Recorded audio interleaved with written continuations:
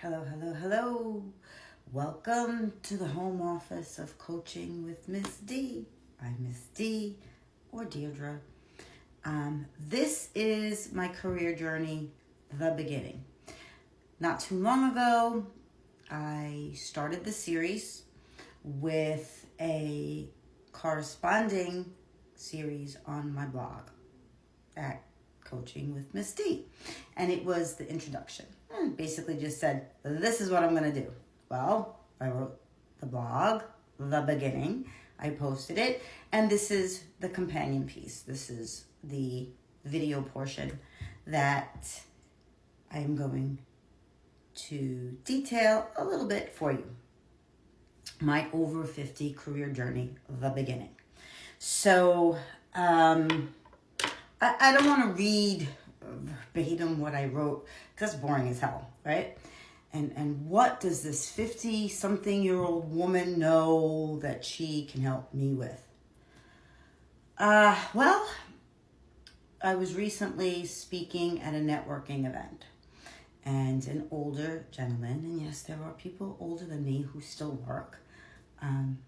Afterward, he came over to me and he said, "Wow, what an interesting life you have had." And I said, "Interesting and beautiful." He goes, "Oh, I'm not saying it's not beautiful." He goes, "But it's so interesting." I said, "It's not over yet." But the reason he came over to me is because he was in his late 70s. And he said, "I totally changed my career in my 50s. Switched it up, topsy-turvy, at a time where most men were the breadwinners of the house, and he had the encouragement of his wife." And he was just offering some words of encouragement and support, which I appreciated, right? But being a coach isn't a total shift for me. It's a place that I'm at now. My journey brought me to this place of peace and tranquility. Everybody's journey is going to be different. Where your journey is going to take you is your journey alone. I'm going to tell you about mine just so that you can understand the vast experiences I've had in life and in relationships and in career. This particular series focuses just on careers because mine has changed, but it's also been the same, where coaching and support has always been a huge part of it. Okay, so where did it start, right? Well, it started in high school, and that's awful. That's so shitty because the pressure we put on our kids and our 20-year-olds, our teens and our 20-year-olds to have it figured out at that age is just not. No, it's just not the way it should be. Followers of Mel Robbins, I highly encourage you to go listen to one of her latest podcasts where she goes through the decades about what society expects of each of us in each particular decade, from 20s to 60s. And I'm actually just on my computer because I want to just grab the name of that podcast so that you can go and look it up, because it was great. And I listened to it at around the time that I was writing this, and it was feeling behind in life. And when she got to my decade, the decade of the 50s,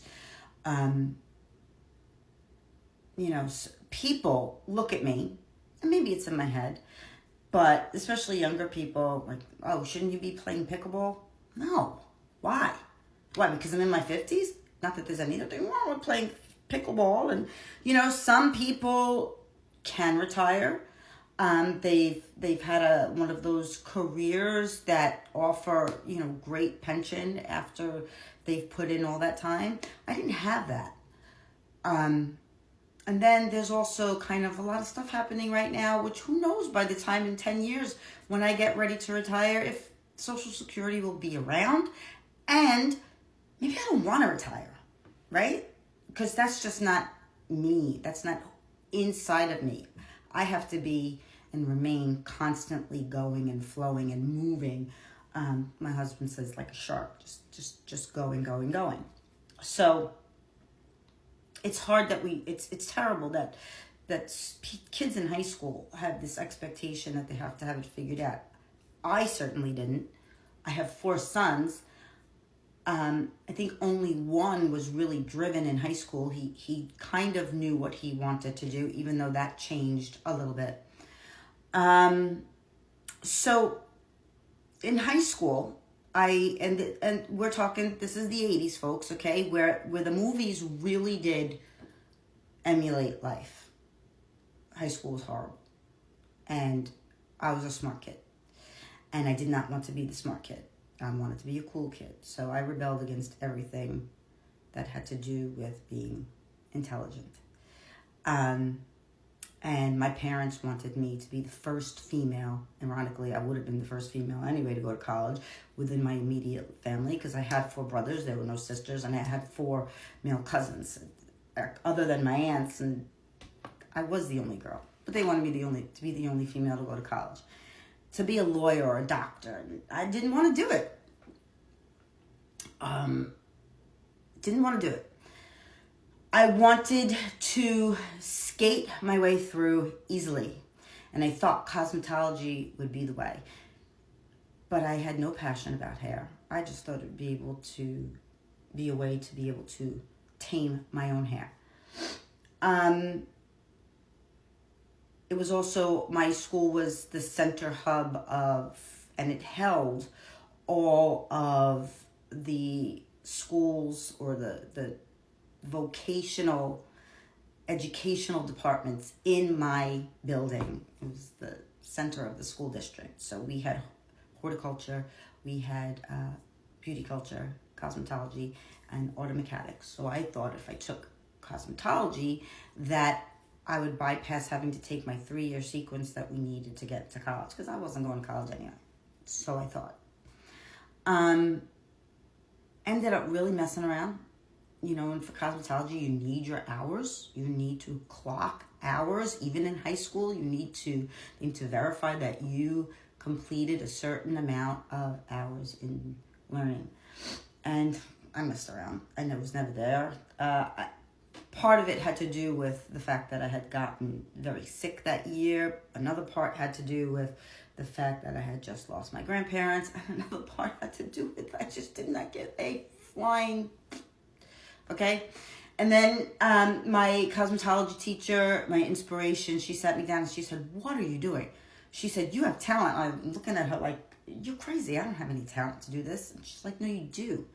So I buckled down. My academics, the theory portion was great. I had no problem in that because of my other classes. But the practical part, my hands just didn't work like other people, which I didn't find out until later in life, until I became a cosmetology educator, that I'm a kinesthetic learner. And then it kind of clicked into place for me why I struggled so much in high school trying to do finger waves and pin curls. But I graduated. I got the Most Improved Award. And I took my written test in the summer and passed. The first one done, passed with great grades. Decided I want to go to college. But I can only go to community college because I never took my SATs. So I had to take a placement test, got placed in the highest classes. Didn't want to be there. I had to take calculus. I did not want to take calculus. And maybe there were classes higher than that. But, you know, for the placement test, my practical test was in September. And I started college for business because I was going to open a salon. And I'm going to leave you there because that was the beginning of my journey. There's a lot more that comes from that. That was only the first year, the last year of high school into my first year of college, right before marriage. Yes, I got married shortly after that and went to school, which I will tell you all about afterward. My life has been amazing, and I'm grateful for every twist and turn it has taken. And check me out on YouTube, my website, Coachingwithmsd. See you soon.